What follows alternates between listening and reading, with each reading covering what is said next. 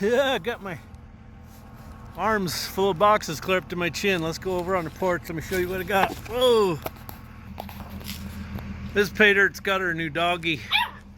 Got her little corgi named Griffin. Oh, let's see. I got some stuff going to Michael Wiggly in Ontario, Oregon. Michael owns the Piggly Wiggly. Not really. Okay, so got one going to Michael Salk from San Mateo, California.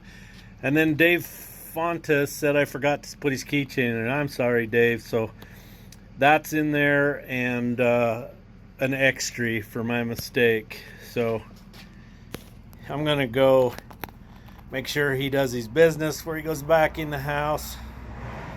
Rawr.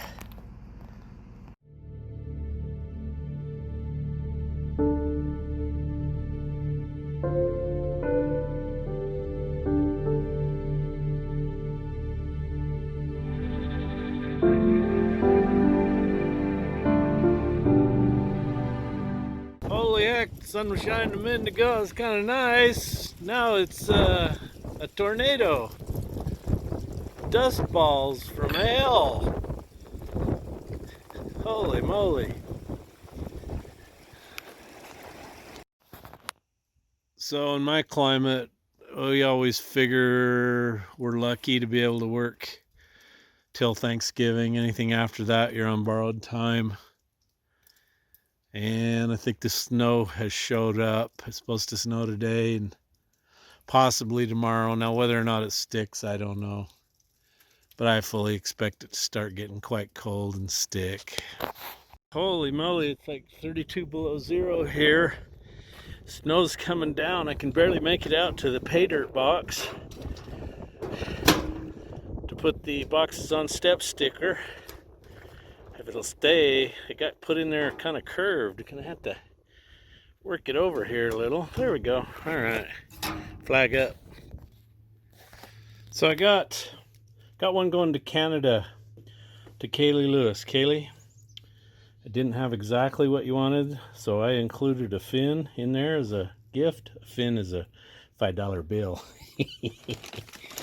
Anyway, thanks, Kaylee. She's out of Ontario, Canada. I got one going to Alf Anderson in Putnam, Connecticut. Tom Kander in Galion, Ohio. Is that where they make Galion graders and rollers? Deb Mintz from Corning, California. Some keychains going to Caleb Caravonen in Battleground, Washington. Shirt going to Jeff Anderson. Anderson. Just a little bit north of me. Thank you, Jeff.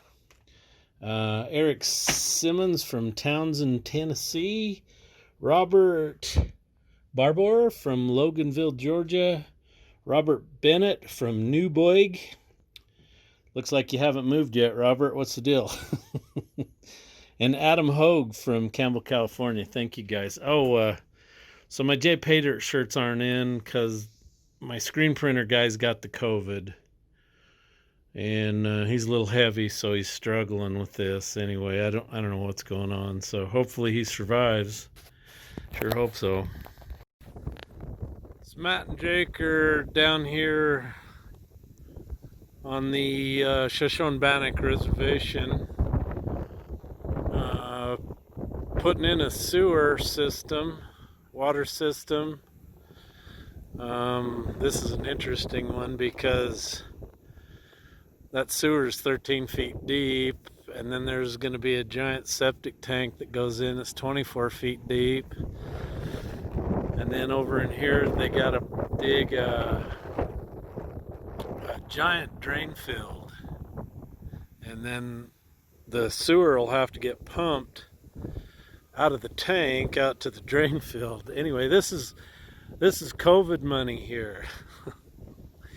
I guess this is where the tribe is going to quarantine COVID people. I don't get it either. I don't bother asking questions here. Interesting, isn't it? Anyway, it's not going to be houses. It's going to be some kind of like those little mini houses that, fit on a tandem axle trailer or something. That's what they're going to house them in. Anyway, this is all got to be done by December 14th. That's when their money runs out. There's a deadline on the money, I guess. Anyway, this is their deal. I'm not getting involved.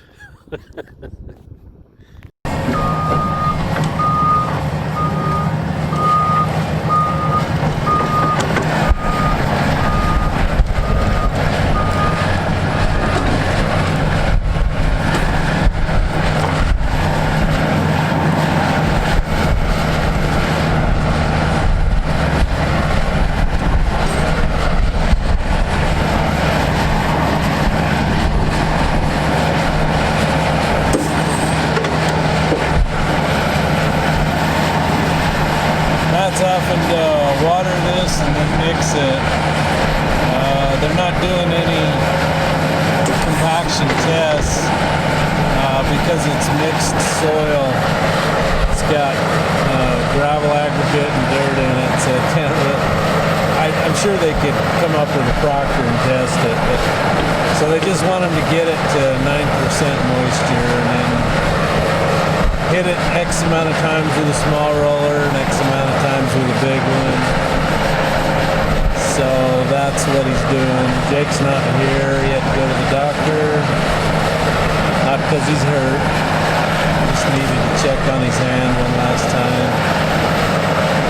So that leaves Matt here by himself to run the water truck and the excavator. So he just has to keep mixing this together. And then he's putting some down in the bottom there. I don't know if they're down in there doing anything or not. I don't hear anything, so.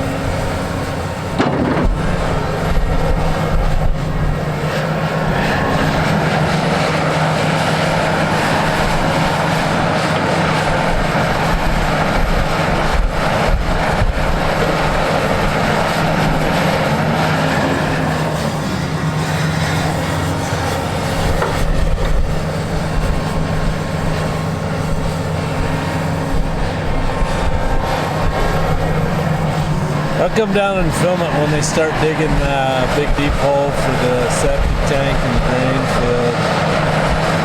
There's going to be a lot of digging there, a lot of digging.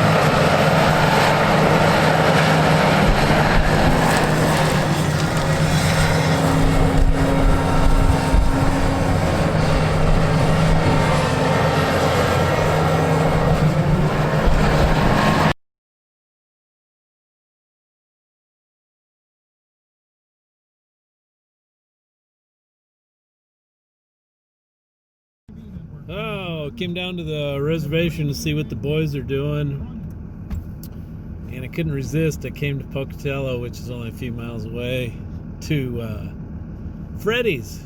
Got me a triple steak burger. Had good stuff. So while I was eating that, I sat down and went through my Jpaydirt7gmail.com account.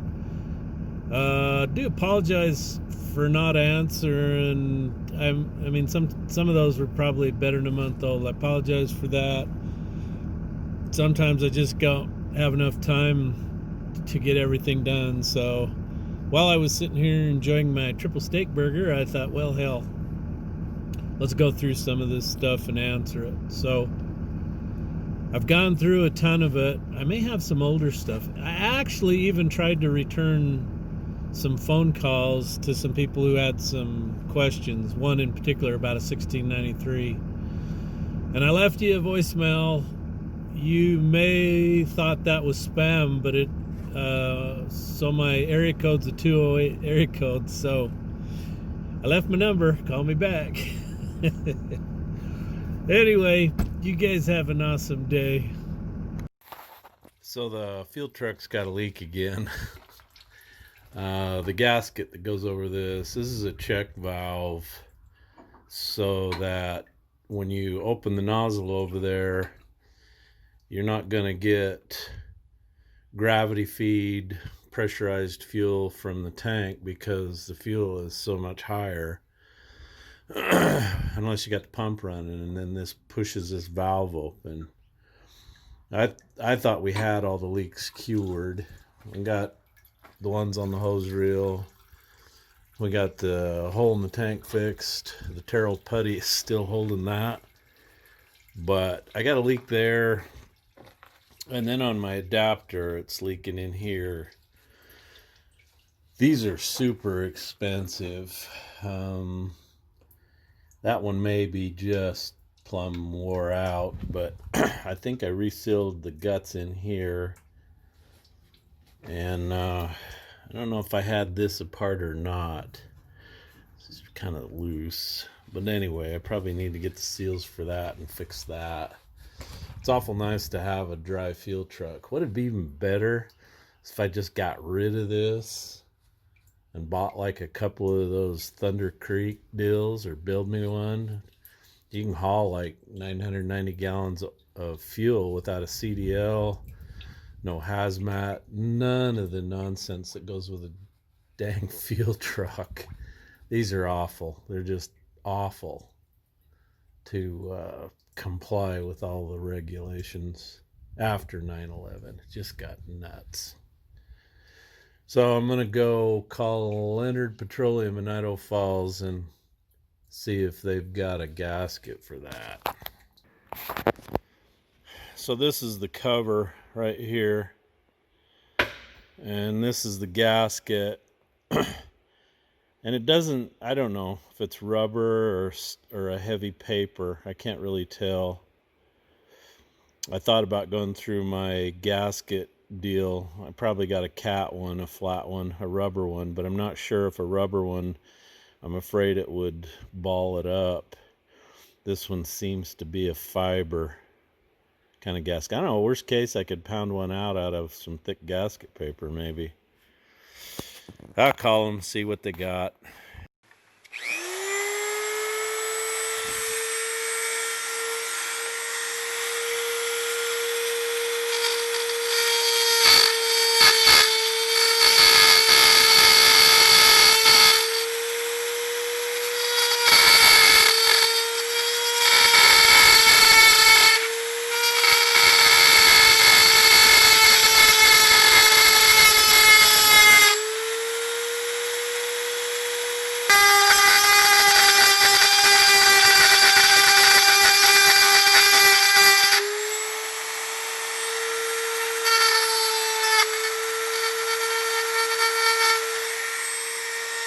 That's nasty on this side.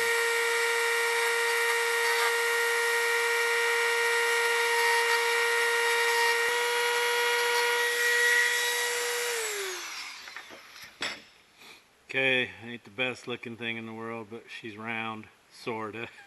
Let's see if it fits on there. Balls. It's got a shoulder on it there, right there, down there. Same size as the thread, you'd think it'd go on, but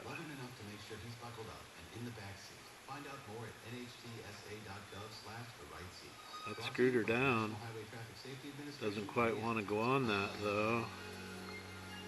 We have to just trim a little bit more out. Doggone it.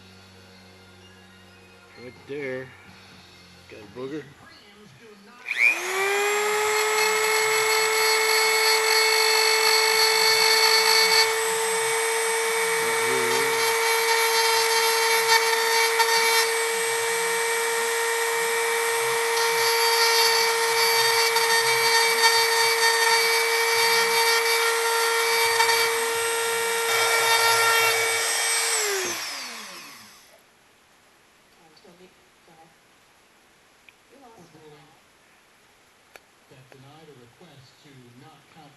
So it's trying to fit over that edge. Yeah, we're on. This is it. It's gonna work. Okay, she's on. Shall we see if it spews? I don't know how tighten it, but this one here I soaked it with fuel before I put it on, and it might have worked. I don't know. Guess we'll find out. Okay, she's running. I got the hose up in the tank. I ran some fuel through it to get the air out. Before it was just a screaming out of there. But I don't see a thing, so I'm hoping I got it. Wow, here comes something I've never seen before here. Set of double hoppers. That's pretty cool.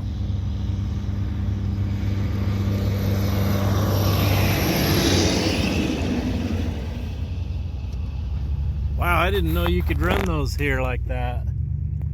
Huh? Did not know you could run something like that here. Probably can't. So it's Sunday at the Jpaydirt. I'm going to be moving any dirt or doing any of that stuff. So it's an indoor day. Let me show you what I'm up to. So I am tearing the guts out of the Challenger and ordering some new stuff. So I got to have a new dash pad. I'm tearing out the dash. Going to redo the gauges. Got to replace all the heater and the AC stuff in there. Buy some sound deadener for the floor, carpet kit, blah, blah, blah. So I'm writing down part numbers and everything. I'm ordering the Mopar original reproduction stuff for it. I'm going to go with white. And a gentleman sent me like 3 cans of R12 a long time ago to put in this thing, which that's awesome. And it snowballed, and everybody else started sending me their spare leftover R12, which I can't tell you how much that means to me. That is just totally awesome. And so this car is going to get a brand new, all the AC stuff in the car, and we're going to charge this baby with R12. I've already got my pump on, and I believe this one's set up for 134, so I'll have to take it off, tip it upside down, drain all the PAG oil or whatever they've put in it, because with R12 you got to use mineral oil. For if somebody knows, am I going to have to flush that out to get all the oil out, or what am I going to have to do there? So the first thing on my list to order is new door panels. I'm going to replace all that, all of this stuff, all the control knobs, levers. I'm going to replace the back of these, and then send this off. Either get somebody to put a new pad on it, or just buy the whole new dash pad assembly. But anyway, that's what I'm doing on Sunday. I really want to get my car done and get it out of here, because if I get it done and I get it out of here, then I'll start working on old Kenny. Okay, so woohoo, finally got the dash out. Got the dash pad and the dash out. Okay, next mission, the heater and the AC box, defroster vents, steering column, vacuum up all the sand and garbage. So somebody tried to turn this into a 4-speed car, and they put some crap in here that don't fit, and they left bolt holes hanging open. It was the most cobbed together mess I've ever seen. So I have all the proper stuff from when I bought the Tremec from Silver Sport Transmissions to go ahead and actually make this a clutch type car. So this was on the floor when I got it, that pedal, but I don't think it goes in there because nothing matches up. So I got to pull all this crap out. And the other thing I got to pull out is the brake booster. I'm getting rid of that. And I'm going to have a remote mount reservoir for the power steering. And I'm going to use the power steering pump to use hydraulic brakes on it, hydraulic assisted. I think it'd be a much smaller, cleaner deal than that great big vacuum deal. Plus, with a cam with a lot of duration and stuff, you don't get good vacuum and you don't get good braking power. So as you've seen, I've been gutting my car, but it's just been killing me because I've never been able to get the door opener to work. It's a remote keyless entry, and then inside the trunk is like an emergency deal. So I've hooked it up. Let's see if she's gonna work. Sweet. So now all I got to do is figure out how to wire up the remote. But one of the things I noticed is it draws quite a bit of current, and the wires are quite small. So I think I'm gonna run bigger wires and then use something better than this nonsense. Use a decent plug-in setup, something sanitary. Oh, if you didn't notice this, there's no door handles on this car. Door handles and the markers have all been shaved off. So the only way you're getting in this car is through that electric entry.